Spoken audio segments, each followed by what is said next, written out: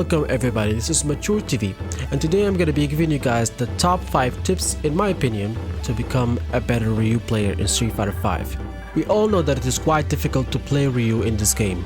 That is why I decided to make this video to give you guys my opinion and the strategies that I've used and learned from playing Ryu only since 2016. So without further ado, let's get started. Number 1. Hadouken, Shoryuken. I cannot emphasize enough the importance of zoning while playing Ryu. You need to be able to Shoryuken consistently as a Ryu player, otherwise you will be better off playing another character. Trick your opponent into thinking that you will throw a Hadouken and punish them while they jump, especially when you pop the trigger 1. Opponents know that you get access to the better fireball, so they try to jump thinking that you will do a Hadouken. But you don't throw a Hadouken and you Shoryuken them instead. And if you space yourself properly, you can actually throw a Hadouken and recover in time for a Shoryuken, especially after the recent Season 4 buffs. So being able to Shoryuken consistently from the front and also cross-ups is crucial. If an opponent tries to cross you up, you should be able to anti-air using the half-circle method. It will require practice, but when you master it, it will make your gameplay a lot more solid. Lastly, using the parry for stopping the jumping attacks. I'm not gonna say to use the parry as an anti-air, because it isn't. You don't get a guaranteed hit after a parry on jumping attacks, but if you slide it in between Shoryukens, you can get some decent damage and better Oki out of it. You can go for a full combo, you can go for a low light kick or a grab. It is important to note that Street Fighter V by design does not allow for zoning for long. Therefore, you need to be able to switch up your game plan. Number 2. Respect the neutral game. For me, the first thing I try to learn in a matchup is where to stand. I do that by spacing myself outside of the range of the opponent's longest normal, which keeps me safe from these attacks and allows me to whiff punish them on reaction. Let's take Zangief's standing heavy punch for example. This move can be quite frustrating since it has armor when charged, resulting in crush counters and a lot of damage, and it has a lot of range also. Luckily though, you can easily whiff punish this attack by staying a little bit outside of its range and using the crouching heavy punch with the heavy Tatsu buffer for further damage and Oki. Or you could just do a sweep as a whiff punish. This match of Bobby Shoryuken, who is a well-known Ryu player, showcases the importance of using the sweep as a whiff punishing tool, as he stops Akuma from basically doing everything that Akuma usually does. It is important to note that this method, while being useful, it is quite risky as sweeps are very punishable and results in getting beaten pretty badly. As you can see, he has full control of the neutral using Ryu against a beastly Akuma, which is a very difficult thing to do. So standing in the correct range not only allows me to whiff punish, but also allows me to throw controlled fireballs and recover in time to be able to dragon punch if the opponent tries to jump. However, be careful not to stand way too far as it will put Ryu in a negative position.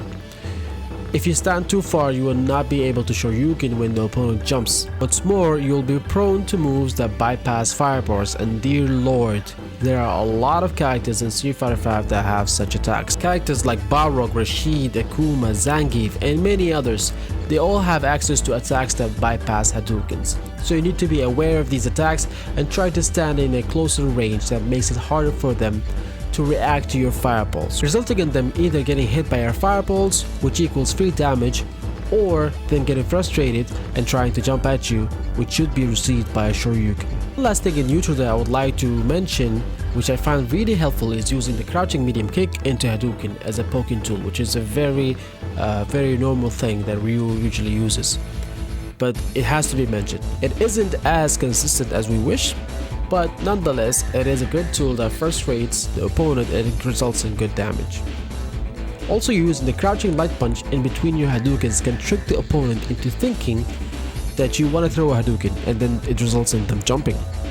Because most players are always anticipating the fireballs and try to jump over it. So once they see an animation happen, they will think it is a fireball and it will make him jump.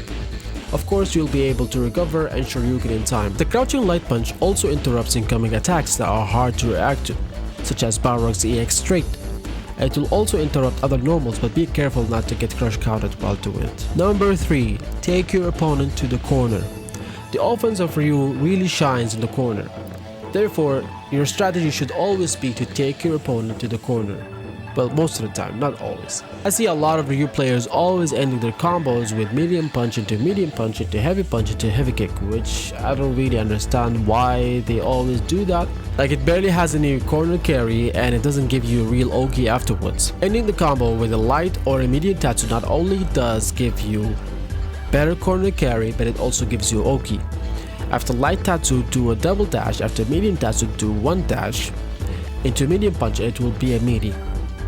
Ryu barely gets any legit opportunities to start his offense, therefore whenever you get a chance, you should be able to seize it. Now that we are in the corner, Ryu has some simple mix of situations. You can either do back heavy kick into EX Hadouken and B+ on block, and from there you can either go for a grab or continue your pressure. If you land a crouch counter, you can get decent damage out of heavy punch into heavy kick into Shoryuken, or you can end it with a light Shoryuken for better Oki. However, if you have V-Trigger 1 on deck, it opens up a lot of potential in the corner. Once you pop V-Trigger 1, you can do the light kick into Hadouken loop, which can be interrupted by long range light attacks, but nobody knows, so don't mention it to anyone. Also, if you get a hit, you can do the B&B combo, which is medium punch, heavy punch into heavy kick, pop V-Trigger, crouching medium punch into a forward dash to end up on the other side, or standing light punch and you will end up in the front. This is effective, but don't overuse it, because if the opponent blocks, you will be in the corner and you will be putting yourself in a very negative position. Since the V-Trigger allows Ryu to cancel his standing heavy punch into specials, it allows you to do a standing heavy punch into Hadouken and Shoryuken into super. This is a very useful combo that does so much damage and extra stun with V-Trigger 1 added stun. Always try to end your corner combos with light tatsu, as it will give you some really nice Oki afterwards. You can do immediate jump and delay heavy kick until you reach the opponent's torso. That will always catch them off guard, because you always think that you will go for an empty low, but you actually don't, and it's actually a high attack. If they are expecting it, then you can go for an empty low. Now once you land the heavy kick, take a micro step and continue the combo with a standing medium punch. That is going to beat throws, and it's going to beat any buttons pressed after the heavy kick. And if the heavy kick hits, it will be a combo.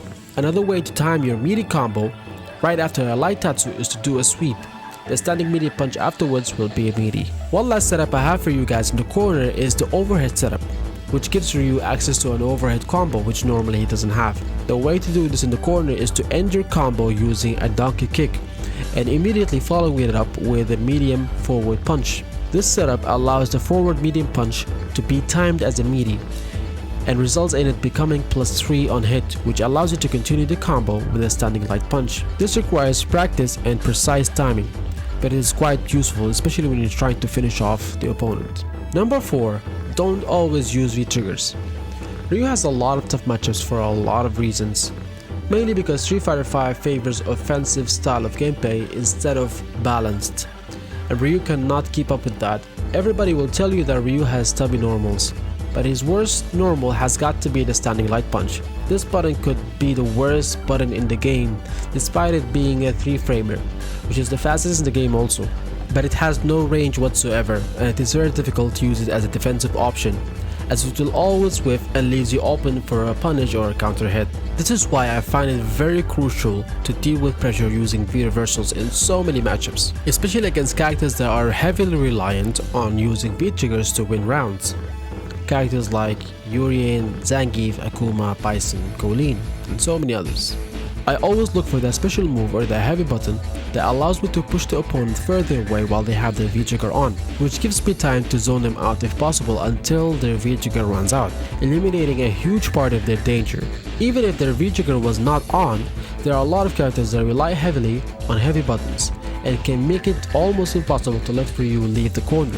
Therefore, using V-reversals against these heavy buttons will save Ryu from a lot of sticky situations, especially in the Bison, Colleen, Alex, Zangief matchups. See, I'm not telling you to not use V-trigger against these characters.